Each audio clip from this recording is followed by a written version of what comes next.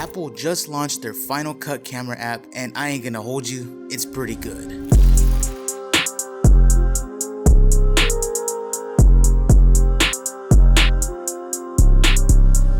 Not too long ago, we found out about Apple's new Pro Camera app that was going to be launching alongside the updated Final Cut 2 app for the iPad. Now, this looked really good when we were teased this new app, and it has lived up to expectations, at least on my end. There is a multicam function, but I'm not going to go too in depth with that. I'll probably cover that on another video, so make sure you subscribe and stick around to the channel, like this video as well, and stay tuned for that potentially. But regardless, this app is where it's at. Now, I'm not going to just ride this completely. We do have Blackmagic Design, which is also a free Pro Camera app. There's also an app by Moment called the Pro Camera app, which costs $8.99. So there's alternatives out there, and I'm sure there's plenty more that I didn't name, but this is Apple. This is going to get updates, and I'm interested to see how the integration is moving forward with Final Cut. It doesn't give you the option to actually shoot photos with it. It's mainly video, but hopefully that comes a little later. But anyways, let's jump into this quick breakdown of the Final Cut Pro Camera app, and I'm going to keep this mainly for beginners and for people who don't even use Pro Camera apps. Funny enough, I'm actually using the Final Cut Camera app on my other iPhone 15 to record this video. So once you have the app installed, just go ahead and open it.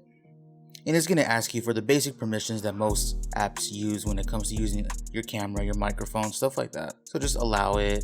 And then right away, it's already telling us about the live multicam function, which I'm not going to go really into depth or even just talk about it on this video. So right away, it looks very clean, very minimal, what you would expect from an Apple Pro Camera app. At the top, like I mentioned, you got the multicam function.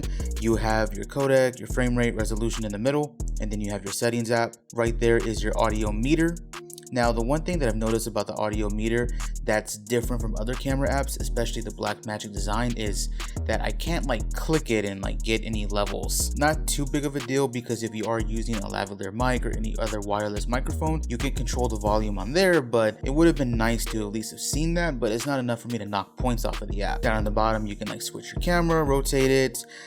You have your lens, basically your millimeters, and then right here, you have your media function to go into your media and control it, and then you also have the record button. So let's go into the settings real quick and we can take a look there. You have your preferences, your tools, and your audio. Now in preferences, you have your codec, which you can go between Apple ProRes and H.265. Personally, I would stick with H.265, especially if you're a beginner and you don't really know how to mess with ProRes, or if you have a computer strong enough to handle ProRes.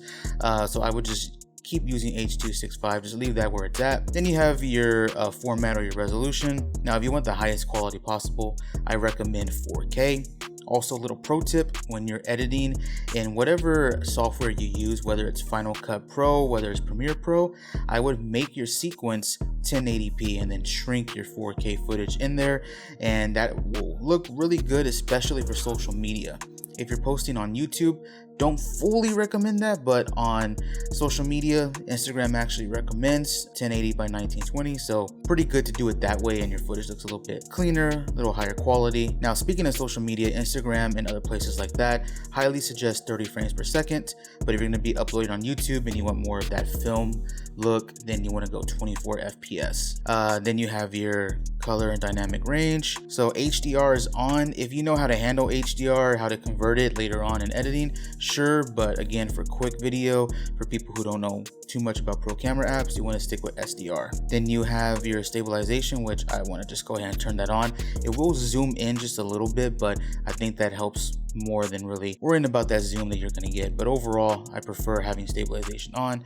Then you got the mirror front camera option. Let's go to tools. You have your grid overlay, and you can turn it on or off. I like to keep it on and give me the rules of third. You'll see that in a lot of mirrorless and DSLR cameras. And then you can actually mess with the aspect ratio guide, do square, 4:3, whatever you want. Then you got your focus peaking and your overexposure indicator. Then tools, you can use source here and it'll tell you which device you're using. Now, this is probably going to be the fun stuff for you guys. We're going to show you probably the best settings you can get for talking head videos. If you're going to be recording at your desk, this is going to help you out a lot. Now, I'm going to stick with the 24 millimeters. And then once you press this arrow button up, you're going to get some extra settings. And this is where the fun stuff really is on this camera. So right here is your white balance. Now you can keep it auto or you can mess with it, and it gives you some presets like shadow, cloudy, fluorescent. For beginners and even myself, I keep everything on automatic. Once you go back in this is the cool stuff right here. So this is your exposure, and you can basically do what you need to do as the stock camera app allows it, like this, and mess with your exposure, or you can go into manual and you can really mess with the settings here. So the shutter is at 148, which is good. We're shooting at 24 FPS.